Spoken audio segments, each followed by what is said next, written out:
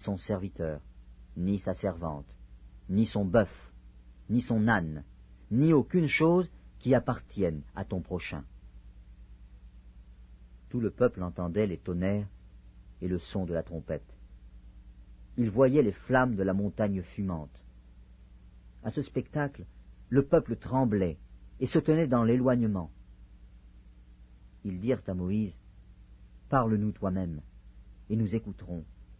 Mais que Dieu ne nous parle point, de peur que nous ne mourions. » Moïse dit au peuple, « Ne vous effrayez pas, car c'est pour vous mettre à l'épreuve que Dieu est venu, et c'est pour que vous ayez sa crainte devant les yeux, afin que vous ne péchiez point. » Le peuple restait dans l'éloignement. Mais Moïse s'approcha de la nuée où était Dieu. L'Éternel dit à Moïse, « Tu parleras ainsi aux enfants d'Israël. Vous avez vu que je vous ai parlé depuis les cieux. Vous ne ferez point des dieux d'argent et des dieux d'or pour me les associer. Vous ne vous en ferez point. Tu m'élèveras un autel de terre, sur lequel tu offriras tes holocaustes et tes sacrifices d'action de grâce, tes brebis et tes bœufs. Partout où je rappellerai mon nom, je viendrai à toi, et je te bénirai. Si tu m'élèves un autel de terre, tu ne le bâtiras point en pierre taillée, car en passant ton ciseau sur la pierre, tu la profanerais. Tu ne monteras point à mon autel par des degrés, afin que ta nudité ne soit pas découverte. » L'Exode, chapitre 21. Voici les lois que tu leur présenteras. Si tu achètes un esclave hébreu, il servira 6 années. Mais la 7e, il sortira libre, sans rien payer. S'il est entré seul, il sortira seul.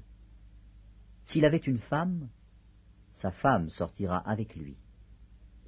Si c'est son maître qui lui a donné une femme, et qu'il en ait eu des fils ou des filles, la femme et ses enfants seront à son maître, et il sortira seul. Si l'esclave dit « J'aime mon maître, ma femme et mes enfants, je ne veux pas sortir libre », alors son maître le conduira devant Dieu et le fera approcher de la porte ou du poteau, et son maître lui percera l'oreille avec un poinçon, et l'esclave sera pour toujours à son service. Si un homme vend sa fille pour être esclave, elle ne sortira point comme sortent les esclaves.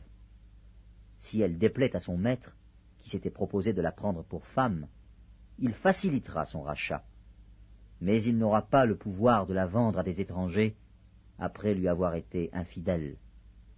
S'il la destine à son fils, il agira envers elle selon le droit des filles.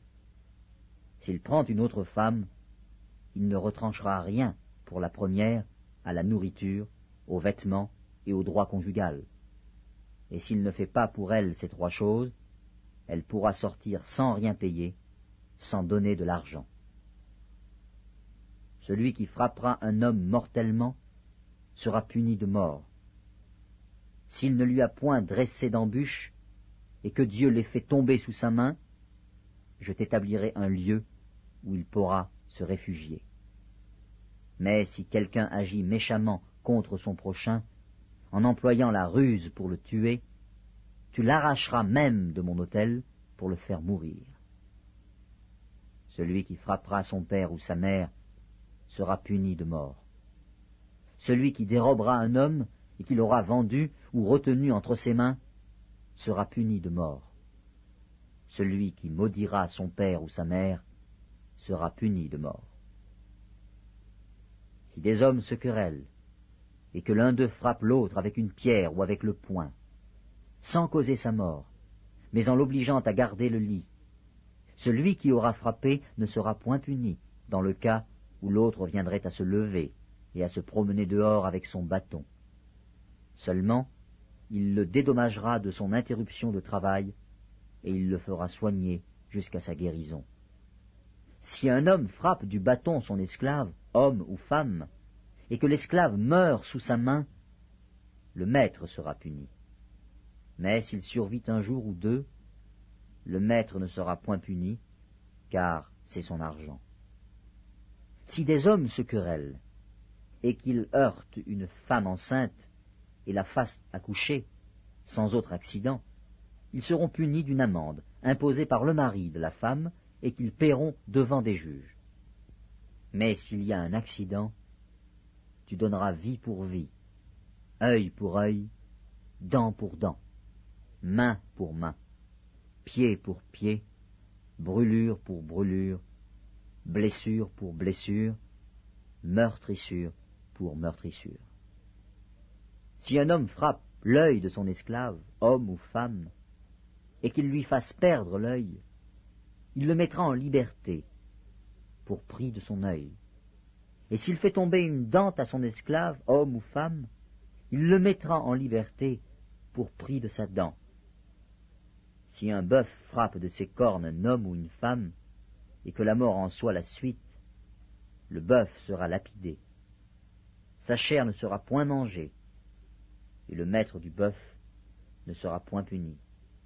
Mais si le bœuf était auparavant sujet à frapper, et qu'on en ait averti le maître, tu ne l'as point surveillé, le bœuf sera lapidé, dans le cas où il tuerait un homme ou une femme, et son maître sera puni de mort. Si on impose au maître un prix pour le rachat de sa vie, il paiera tout ce qui lui sera imposé. Lorsque le bœuf frappera un fils ou une fille, cette loi recevra son application. Mais si le bœuf frappe un esclave, homme ou femme, on donnera 30 cycles d'argent au maître de l'esclave, et le bœuf sera lapidé. Si un homme met à découvert une citerne, ou si un homme en creuse une et ne la couvre pas, et qu'il y tombe un bœuf ou un âne, le possesseur de la citerne paiera au maître la valeur de l'animal, en argent, et aura pour lui l'animal mort. Si le bœuf d'un homme frappe de ses cornes le bœuf d'un autre homme, et que la mort en soit la suite, ils vendront le bœuf vivant et en partageront le prix, ils partageront aussi le bœuf mort. Mais, s'il est connu que le bœuf était auparavant sujet à frapper, et que son maître ne l'ait point surveillé, ce maître rendra bœuf pour bœuf, et aura pour lui le bœuf mort. L'Exode, chapitre 22. Si un homme dérobe un bœuf ou un agneau, et qu'il l'égorge ou le vende, il restituera 5 bœufs pour le bœuf et 4 agneaux pour l'agneau. Si le voleur est surpris dérobant avec effraction, et qu'il soit frappé et meurt, on ne sera point coupable de meurtre envers lui. Mais si le soleil est levé, on sera coupable de meurtre envers lui. Il fera restitution. S'il n'a rien, il sera vendu pour son vol.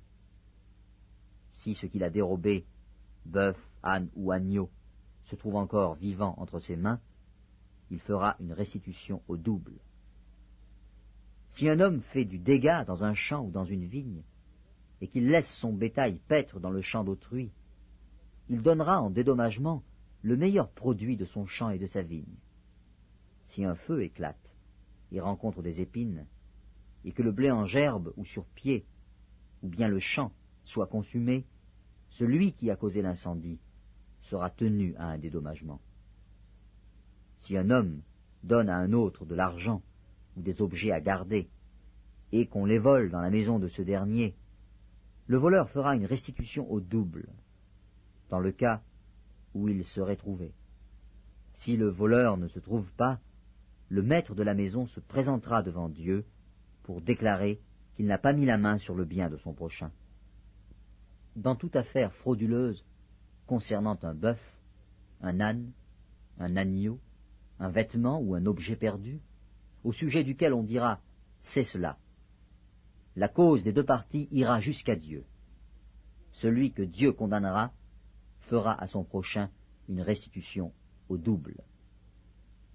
Si un homme donne à un autre un âne, un bœuf, un agneau ou un animal quelconque à garder, et que l'animal meure, se casse un membre ou soit enlevé sans que personne l'ait vu, le serment au nom de l'Éternel interviendra entre les deux parties.